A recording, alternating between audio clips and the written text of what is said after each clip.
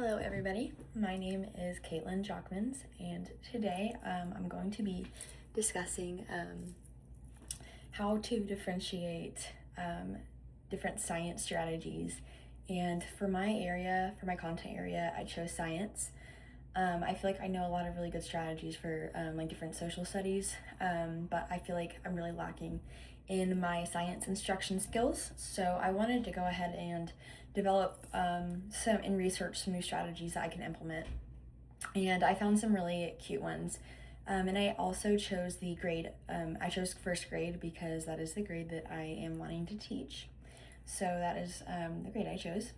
And I kind of did a theme. It's going to be the frog life cycle theme because that is one of the anchor standards that we teach in the state of Oklahoma for first grade. So I chose, or it's life cycles, but I like to use frog life cycles because there's a lot of different resources you can use with that. And I've taught a frog life cycle lesson before and I loved it, so I really wanted to choose it again. So let's go ahead and get started. All right, I'm sorry. Okay, so we're gonna go ahead and talk about the different learning styles. So learning style number one, is visual. So visual learners do best with visual supports and learning with sight, and they learn best with using visual processes. They process new information visually, so they're really attracted to like vivid colors, like color coding or highlighting certain, or color blocking, that sort of thing. Graphic organizers, different charts, visual models are something that these learners do best. That's how they take in and process that information. Tactile learners, which is what I am, according to that assessment we took, is learning hands-on. So those learners are really needing to do and just jump into action. They need to, just be put into the activity and do something hands-on that they can use both their hands and their brain. That's how I work. That's how I've always learned. I just never really knew a name for it until I went to college. Auditory learners are another type of learning style. And for auditory learners, their learning happens best when the material is spoken aloud or verbally spoken. So these students really thrive with like social discussion, like peer discussions, teacher-student discussions. They also thrive with like verbal reasoning. They need to know why. That's something that I really, for all children, they all need to know the why behind things. But something that I have really come to realize is that these auditory learners need to know a lot more. They need a lot more verbal affirmation. And so they do really well with read alouds as well and audio recordings. So maybe maybe they record like a lesson or something like that, and they play it back instead of looking at the slides to study, but they play back the audio to study instead, and that actually works way better for them. The last learning style that I want to go ahead and go over before I talk about how I could implement them is the kinesthetic learning style. This learning style, I think, is honestly the most mislabeled, especially with gender differences. I've seen, and of course there's gender differences that do directly affect educational matter. However, kinesthetic learning can be either gender. Kinesthetic learning is really just whole body learning with your entire body. So an example of this would be a game that I played in the 6th grade to study for a math test, and that was trash basketball. And it was really competitive, but it got a lot of the students that are usually distracted and bored and got them up and moving, and it got them engaged. And that's really what you want in a lesson, is that level of engagement and wanting to participate. So that's why applying to those different learning styles is so incredibly important.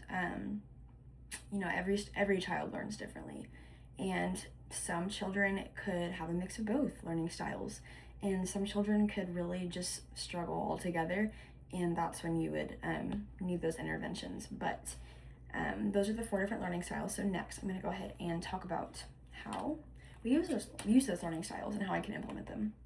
So the first slide that I want to talk about is auditory learning.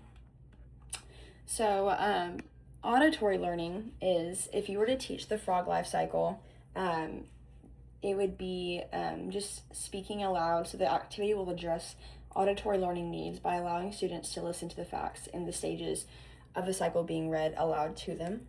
So an activity would be like students taking turns reading a book about the frog life cycle, and then afterwards asking students to verbally recall information, and that actually is just an amazing recall technique, or an amazing technique to recall information and to assess what the students have learned, especially for younger students.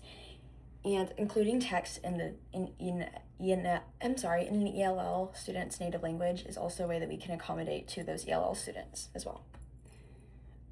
So kinesthetic learning, and also for visual learners, I also want to say that, for auditory learners, I would also like to say that being aware and accommodating to different, like if a child has a hearing disability, being aware and knowledgeable on, what their different devices are that they use, how they can implement them into the curriculum, because sometimes an activity you choose may not align with what they can do, and sometimes we really need to focus on that as an educator. So kinesthetic learning is what I want to talk about next, and kinesthetic learning is, again, whole body.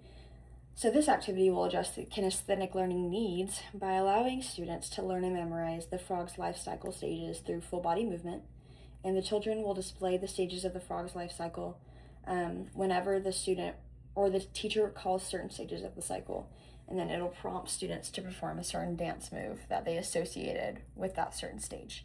So if they call the tadpole stage, they'll do the little dance move, that sort of thing. Make sure that each student's dance moves are accommodated to appropriately fit the motor and cognitive skill development level of each student. That's really important as well. So another learning style I would like to talk about is visual learning, and this activity will assist visual learners in learning the frog life cycle by allowing them to place the stages in order in a visually appealing format.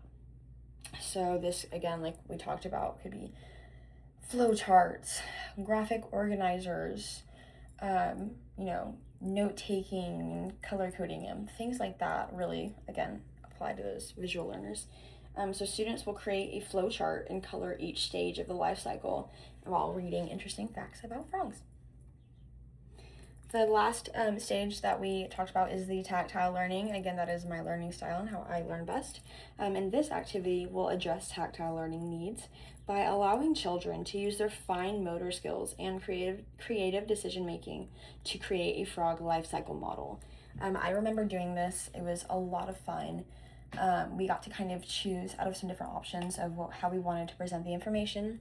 But after learning the frog life cycle stages, students will create their own version of a 3D model of the frog life cycle to be completed at home. Some examples would be like the shoebox model that we see right here, like a cake, poster, clay art. You can use felt. There's a bunch of different ways that students can represent the frog life cycle and their understanding of it. All right, thank you very much.